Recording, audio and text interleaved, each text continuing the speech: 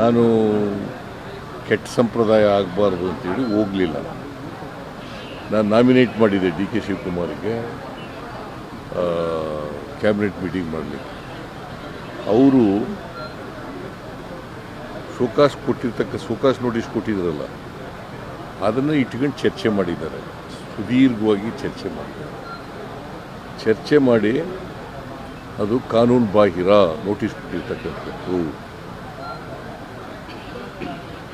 ಅದಕ್ಕೋಸ್ಕರ ಆ ನೋಟಿಸನ್ನು ವಿಡ್ರಾ ಮಾಡಬೇಕು. ಮತ್ತು ಅಬ್ರಾಮ್ ಒಬ್ಬ ಅವನ ಆಂಟಿಸಿಡೆಂಟ್ಸ್ ನೋಡಿದಾಗ ಅವನೊಬ್ಬ ಬ್ಲ್ಯಾಕ್ ಮೇಲರು.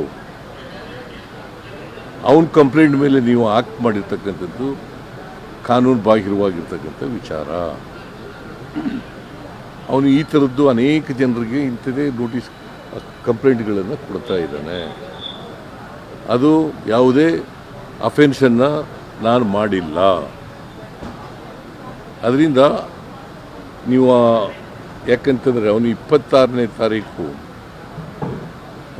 26/7/2024 ಕಂಪ್ಲೇಂಟ್ ಕೊಟ್ಟವನು 11:30. ಅವತ್ತೇ ರಾಜ್ಯಪಾಲರು ಶೋಕಾಸ್ ನೋಟಿಸ್ ಕೊಡ್ತಾರೆ.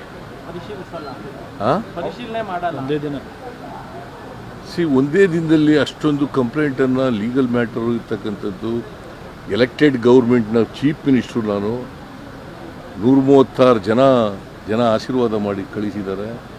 ಅಂಥ ಸರ್ಕಾರದ ಮುಖ್ಯಮಂತ್ರಿ ನನಗೆ ನೋಟಿಸ್ ಕೊಡುವಾಗ ಎಲ್ಲ ಕಾನೂನೆಲ್ಲ ಕೂಲಂಕಷವಾಗಿ ನೋಡಬೇಕಾಗಿತ್ತಲ್ವ. ಏನೂ ನೋಡಿಲ್ಲ, ಆತಾತರವಾಗಿ ಮಾಡಿದ್ದಾರೆ. ಈಗ ಕೂಲಂಕಷವಾಗಿ ನೋಡಬೇಕಲ್ವ. ಅವತ್ತೇ ಕೊಡ್ತಾರೆ.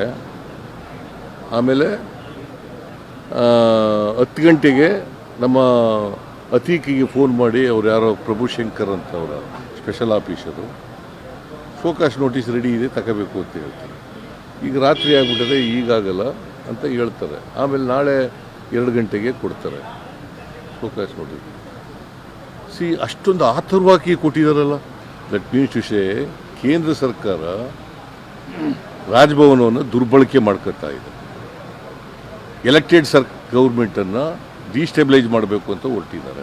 ಸೊ ಅವರು ಕೊಟ್ಟಿರ್ತಕ್ಕಂಥ ನೋಟಿಸು ಕಾನೂನು ಬಾಹಿರವಾದದ್ದು. ಇದು ಸಂವಿಧಾನವನ್ನು ಕೊಲೆ ಮಾಡ್ತಕ್ಕಂಥ ರೀತಿ ಇದೆ. ಪ್ರಜಾಪ್ರಭುತ್ವವನ್ನು ನಾಶ ಮಾಡ್ತಕ್ಕಂಥ ರೀತಿ ಇದೆ. ಸೊ ಅದಕ್ಕೆ ನಾವು ಶೋಕಾಸ್ ನೋಟಿಸ್ ಕೊಟ್ಟಿರ್ತಕ್ಕಂಥದ್ದು ಕಾನೂನು ಬಾಹಿರವಾಗಿದೆ, ಸಂವಿಧಾನಕ್ಕೆ ವಿರುದ್ಧವಾಗಿದೆ. ಅದಕ್ಕೋಸ್ಕರವಾಗಿ ಇದನ್ನು ಎಲೆಕ್ಟೆಡ್ ಗೌರ್ಮೆಂಟನ್ನು ನೀವು ಅವರ ಕೈಗೊಂಬೆ ರೀತಿ ಕೆಲಸ ಮಾಡ್ತಾ ಇದ್ದೀರಿ. ಸೆಂಟ್ರಲ್ ಗೌರ್ಮೆಂಟ್ನ ಕೈಗೊಂಬೆ ರೀತಿ ಕೆಲಸ ಮಾಡ್ತಾ ಇದ್ದೀರಿ. ಇದನ್ನು ವಾಪಸ್ ತಗೋಬೇಕು.